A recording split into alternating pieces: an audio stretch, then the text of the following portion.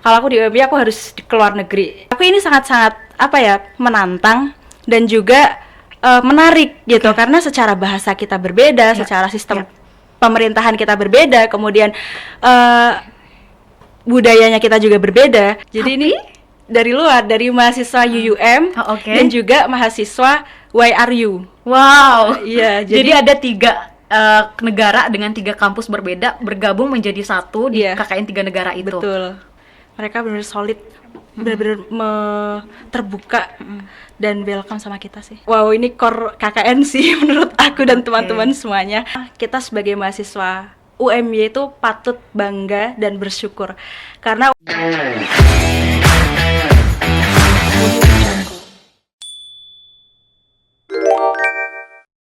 Assalamualaikum Sobat Muda Mendunia. Selamat datang di podcast UMY Talk Season 4 Inspirasi Muda Mendunia. Sobat, kuliah kerja nyata atau KKN sebagai salah satu bentuk pengabdian mahasiswa kepada masyarakat tentunya diharapkan mampu memberikan dampak yang positif kepada mahasiswa itu sendiri dan juga kepada masyarakat sebagai mitra tentunya. Seiring perkembangan zaman, KKN saat ini sudah tidak terbatas di lingkup lokal saja, tetapi sudah merambah ke lingkup internasional. Salah satu langkah nyatanya sudah dilakukan oleh Universitas Muhammadiyah Yogyakarta. Bahkan UMY sudah punya berbagai skema KKN internasional. Ada yang di Thailand, Malaysia, Singapura, bahkan sampai ke Arab Saudi. Dan baru-baru ini Universitas Muhammadiyah Yogyakarta juga meluncurkan KKN dengan skema baru, KKN internasional, yaitu KKN 3 negara. Nah, sobat penasaran kan seperti apa sih KKN 3 negara itu? Emang boleh KKN di 3 negara?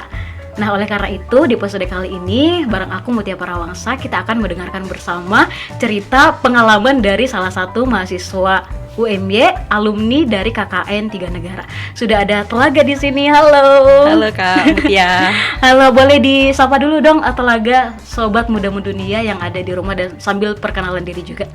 Halo teman-teman Sobat Muda Mendunia, aku Telaga Elkausar Rahmatania.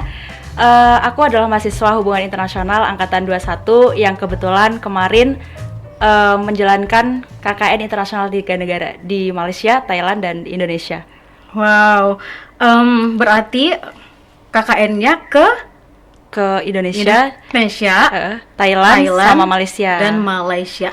Nah, Telaga, boleh diceritain nggak dari sekian banyaknya skema KKN yang ada di UMY? Ada KKN 3T mandiri ya, terus ada KKN Mubalik Hijrah, KKN reguler, terus kemudian juga ada KKN internasional yang udah tadi aku sebutin juga.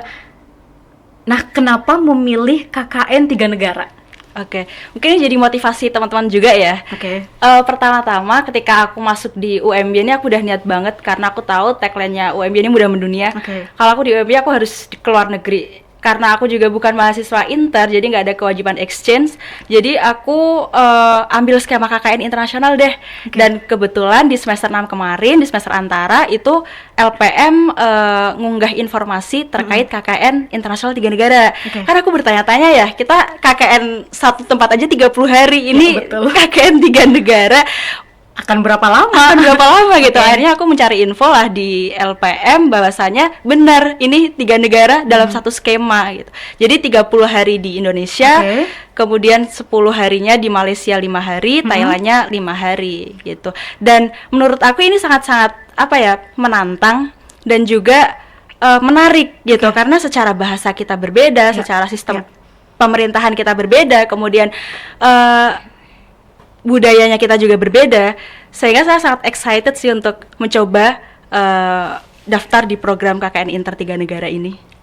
Telaga, boleh dijelaskan lebih dalam nggak terlebih dahulu terkait dengan KKN 3 negara ini? Karena kan mungkin Sobat Muda Mendunia ada yang belum punya gambaran seperti apa KKN 3 negara ini. Jadi KKN 3 negara itu sebenarnya pada dasarnya KKN kan kita melakukan pengabdian ya di suatu lokasi gitu. Tapi kali ini kita pengabdiannya di luar teritori Indonesia gitu. Kita keluar dari border Indonesia, yaitu di Malaysia sama Thailand. Dan kalau kita hari ini gitu ya, kita kan nggak hanya sebagai warga Indonesia, tapi kita juga sebagai warga dunia, sehingga kewajiban kita untuk berdampak di negara tetangga itu juga ada gitu. Dan ini jadi menarik karena saya juga anak HI ya, berarti kayaknya perlu sih ini pengabdian ke luar negeri gitu. Dan skema KKN 3 negara ini juga baru pertama kali di tahun ini gitu. Ya, betul. Berarti Telaga menjadi mahasiswa pertama yang ikut KKN 3 negara ini. Betul batch sekali. pertama berarti ya. Batch pertama. Dan semoga ada batch berikutnya. Amin. Harusnya ada sih ya. Iya, bener. Oke, Telaga ini kan melakukan KKN di 3 negara, Indonesia, Thailand, dan Malaysia. Nah, 3 negara ini pastinya kebutuhannya akan berbeda-beda. Permasalahannya juga pasti akan berbeda-beda. Nah, mungkin bisa diceritakan lebih rinci lagi terkait dengan program kerjanya, pemberdayaan apa saja yang dilakukan di masing-masing negara ini, 3 negara ini. Oke. Kalau kita mau pengabdian kan kita ada observasi ya, kita ada observasi. Nah kemudian kalau di desa kita observasinya oke-oke aja gitu. Kebutuhan masyarakatnya juga kebetulan kalau di desa kita itu banyak anak-anak SD, anak SD banyak dan dia aktif dalam kegiatan di desa-desa. Namun di situ di sana tuh belum ada literasi sehingga kita programnya adalah memberdayakannya lewat kegiatan literasi. Nah, kemudian ada juga kegiatan kesehatan, misalkan juga ada kesehatan sosialisasi terkait bank sampah. Kemudian ya yang nggak kalah penting sih kegiatan kebudayaan ya, karena desa saya juga desa budaya dan teman-teman dari luar nih juga ke desa kita. Maksudnya dari luar? Dari luar KKN juga ikut kita. Oh, jadi ini nggak hanya mahasiswa UIMI aja? Enggak.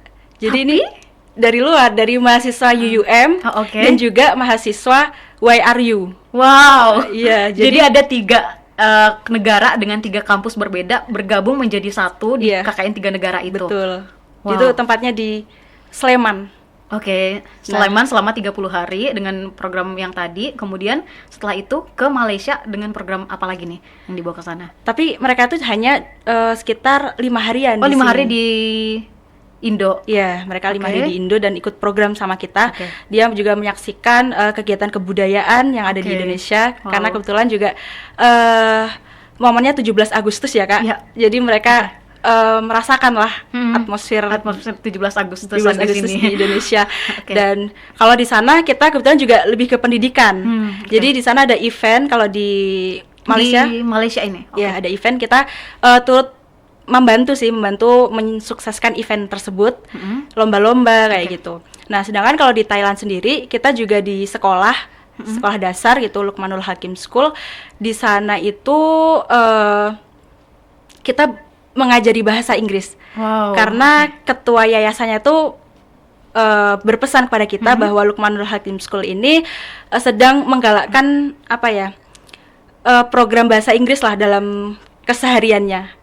Karena di Thailand Selatan kan tidak menggunakan bahasa Inggris sebenarnya bahasa utamanya. Mereka menggunakan bahasa Melayunya tapi yang Melayu beda sama Malaysia dan juga bahasa Thailand sendiri. Seperti itu. Jadi programnya kita berdayanya di sekolah sih. Wow, berarti bagaimana Telaga dan tim memastikan program yang dibawa itu bisa sesuai dan berdampak nih bagi masyarakat di 3 negara ini? Karena pada dasarnya kita kan tamu ya di sana dan udah disusun jadwalnya. Kemudian, tapi kalau di Thailand sendiri kita itu bener-bener kayak observasi gitu. Observasi langsung ke sana sebelum terjun atau? Observasi pada hari H. Jadi, langsung di hari H observasinya dan langsung memberikan program kerja juga di gitu. Waktu yang sama. Jadi kita harus kerja cepat gitu ya. Kita setelah dikasih tahu sama ketua yayasannya bahwa kita itu lagi menggiatkan program bahasa Inggris, jadi kita masuklah di situ untuk ngajari anak-anak bahasa Inggris. Kemudian kita belajar sama mereka bermain pakai bahasa Inggris kayak gitu sih. Karena memang juga kebutuhannya itu ya. Jadi itu yang diberikan oleh teman-teman KKN 3 negara. Betul. Nah, Telaga mohon maaf. Nah, selama menjalankan KKN 3 negara ini 40 hari berarti ya. Tentu kan ada aja permasalahan, ada aja tantangannya karena kan berbeda budaya, berbeda bahasa, lingkungannya juga pasti akan berbeda. Nah, bagaimana Telaga dan tim menghadapi perbedaan itu? Ini kan sebuah tantangan juga ya, challenge bagi teman-teman. Apa yang dilakukan teman-teman dan tim untuk menghadapi perbedaan ini? Oke. Jadi kita tuh 10 hari itu bersama, 24/24 lah kita bersama. Jadi nggak ada waktu yang nggak sama mereka gitu. Jadi kita selalu bersama dan ketika kita mau bikin program atau kita mau menampilkan apa gitu ya di sana, itu tuh bener-bener bersama terus. Jadi karena kita kerjanya kolaboratif, Kak. Okay. Kita kerja tim, jadi kita sama-sama lah kalau ngejalanin semuanya itu. Terus jadi kita jadi kompak sih. Oke, jadi secara tim memang solid banget ya. Yeah. Tapi untuk penyesuaian diri dengan lingkungan, dengan masyarakat itu gimana? Karena kan beda ya budayanya. Oke. Jadi pas kita sampai di Malaysia nih ya, sebenarnya cukup sulit untuk adaptasi karena kita 40 orang 40 orang. Di tempat semuanya itu 40 orangnya ini mahasiswa UMY, tapi kita kolaborasi juga sama PTMA. Oh, jadi ada PTMA juga. Ada apa saja PTMA?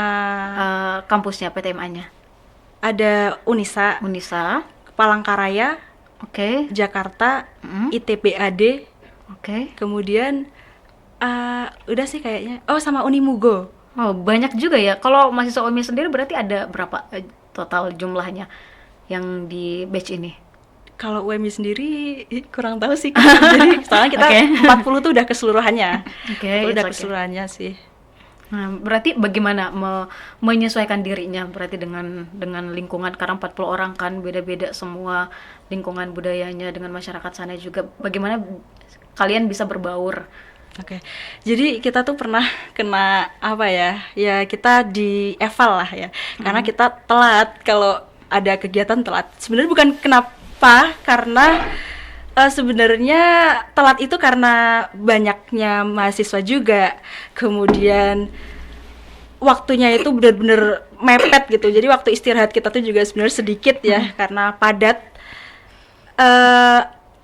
Di awal-awal kita merasa kesusahan, tapi setelah kita tahu ternyata orang Malaysia nih perfeksionis, on time, itu benar-benar bikin kita serba cepet gitu. Wow, tadi kan Telaga udah sempat mention nih ada kesusahan yang dialami sama teman-teman. Nah, yang terbesar mungkin yang dialami oleh Telaga dan tim selama 40 hari KKN, apa mungkin yang bisa dibagikan ke Sobat Muda Mendunia? Mungkin kalau yang di Thailand tuh kita nggak ada sinyal sama sekali. Oh, jadi untuk komunikasi dengan keluarga di rumah jadi susah ya? Susah. Kita bisa komunikasi ketika ada wifi. Dan kita kan kegiatannya di luar ya. Jadi nggak ada sinyal, kemudian susah untuk menghubungi, dan kita sangat nggak bisa pisah sama rombongan. Karena semua tulisan-tulisan papan informasi tulisannya Thailand. Kita nggak bisa baca itu. Kemudian kita juga nggak ada kuota untuk searching artinya ya. Itu sih, jadi kita nggak bisa pisah karena kita takut kita hilang ya. Seperti itu sih, Kak. Wow, itu tantangan yang besar banget sih memang. Tapi ada yang mendampingi kan, mungkin dari UMY atau dari mana, dari Indo mungkin yang mendampingi dosen. Kalau di kita di desanya itu ini sih kayak mereka yang dari UMY itu hanya memantau pada hari-hari tertentu aja. Jadi kita dilepas di sana. Wow, dilepas. Tapi ada kayak orang tua angkat kita. Ya. Nah, bagaimana peran orang tua angkat yang di sana? Baik dan sangat welcome ya sama kita. Sampai kita tuh nggak nyangka gitu ada ya orang tua angkat tuh sebaik ini. Bahkan teman-teman saya sendiri masih berkomunikasi sampai hari ini. Sekarang. Wow, benar-benar sangat merangkul dan membantu ya. Masyarakatnya juga di sana enak-enak ya? Iya, benar. Mereka benar solid, benar-benar terbuka dan welcome sama kita sih. Wow. Itu kan yang tantangannya ya. Nah, kalau yang seru-seru ada nggak yang bisa dibagikan ke Sobat Muda Mendunia? Pasti ada ya, selama KKN 40 hari harusnya. Jadi banyak sih yang seru, Kak. Apa tuh contohnya? Kita itu mencoba semua transportasi umum, transportasi tradisional yang ada di Thailand. Misalnya kita di Thailand itu ya sebenarnya kita jalan kaki ke Thailandnya. Ini lucu nih, kita jalan kaki ke Thailandnya. Kemudian dari imigrasi Malaysia ke Thailand tuh kita jalan kaki, bener-bener jalan kaki gitu. Berapa jauh? Kayaknya kalau jalan tuh sekitar sejaman ya. Wow. Kalau nggak ya sejaman sih, sejaman. Tapi kayaknya nggak kerasa ya kalau bareng-bareng gitu jalannya. Iya, tapi bawa tantaikan barang kan ya, kita pindah negara sambil bawa barang bawaan gitu. Itu kayak wow, ini core KKN sih menurut aku dan teman-teman semuanya. Karena habis sampai situ, kita sampai Thailand kan. Kita sampai Thailand tuh dijemput sama bis gede tingkat, nggak ada AC-nya. Jadi akan sepanas apa di dalam itu? Luar biasa sih, para kita kaget semua. Ini bener bis kita kayak gini nih gitu kan. Habis itu dan itu perjalanan cukup panjang untuk nyampe di BRU. Wow. Jadi kita tahan lah kita di dalam bis itu, tapi asik banget sih karena vibes Thailand tuh kan menarik gitu ya. Nah, kemudian itu yang momen paling seru gitu ya. Kita naik bis itu, kemudian kita juga coba naik tuk-tuk. Di Thailand kan tuk yang bentuknya seperti apa ya? Kayak apa ya? Kayak bajai tapi agak gede sedikit gitu. Cuman bisa ngangkut penumpang yang cukup banyak. Nah, kita naik tuk-tuk juga, kita udah naik bis yang nggak ada AC-nya dengan perjalanan jauh. Kemudian kita naik apalagi mobil yang ngangkut kita tuh kayak mobil pick up, tapi kayak mobil tahanan gitu. Jadi berasa buron. Tapi itu emang kendaraan buat mahasiswa sana, ternyata itu emang kendaraan. Memang begitu ya? Iya, bis sekolahnya tuh emang kayak gitu. Tapi VIP, Kak. Wow, itu justru VIP yang seperti itu? Iya, itu kayak ada kelas-kelasnya gitu sih. Kita naik itu ke tempat desanya. Kemudian kita juga naik, pulangnya nih kita naik bis yang enak banget. Jadi semua kendaraan tradisional yang dicoba. Kita coba. Luar biasa sih. Tapi itu kan yang seru-serunya nih. Kalau yang sedih-sedihnya ada nggak? Sedih-sedihnya sih perpisahan kali ya. Itu mah di mana-mana semua yang merasakan ya perpisahan pasti sedih karena kita harus berpisah dengan warga, dengan masyarakat yang sudah membersamai kita selama 10 hari. Iya, apalagi kamu berapa hari? Cuma berapa hari itu rasanya sangat-sangat kurang ya. Dan 2 negara itu berarti berapa kali kesedihan itu terjadi karena pulang dari Indonesia, setelah di Indonesia terus lanjut ke bagaimana rutenya kita Indonesia dulu, Malaysia dulu, Indonesia terus Malaysia terus Thailand. Berarti 3 kali mengalami perpisahan. Bener. Wow. Sedih banget sih karena kita benar-benar disambut dengan hangat, tapi kita cuma sebentar. Ya. Ada juga sih, Kak, sebenarnya yang sedih. Ini tragedi yang benar-benar di luar ekspektasi kita. Jadi ada apa tuh? Ini sih kecelakaan. Yang kecelakaan? Kecelakaan itu yang rombongan LPM-nya. Kita kan beda ya. Jadi ada tragedi di tol ketika kita di Malaysia. Dikabarilah kita. Nah, sebenarnya sempat denger sih peristiwa itu, cuman nggak tahu itu kegiatan apa. Ternyata itu kegiatan yang 3 negara ya. Iya. Kita 3 negara yang di Malaysianya itu. Tapi alhamdulillah selamat sih semuanya. Alhamdulillah. Itu sedih banget. Selama KKN 40 hari di 3 negara, apa pelajaran paling besar yang Telaga dapatkan? Karena kita disambut dengan baik ya, itu benar-benar membekas di aku. Kalau kita tuh kayak harus jadi orang baik terus nih kita biar bisa memberi manfaat untuk banyak orang gitu ya. Itu sih, Kak. Itu. Mungkin terakhir Telaga bisa diberikan pesan gitu atau mungkin ajakan ke Sobat Muda Mendunia yang mungkin ingin ikut KKN 3 negara sama seperti Telaga. Teman-teman semuanya, pertama kita sebagai mahasiswa UMY itu patut bangga dan bersyukur karena UMY itu memfasilitasi kita skema KKN internasional yang bisa membawa kita ke luar negeri.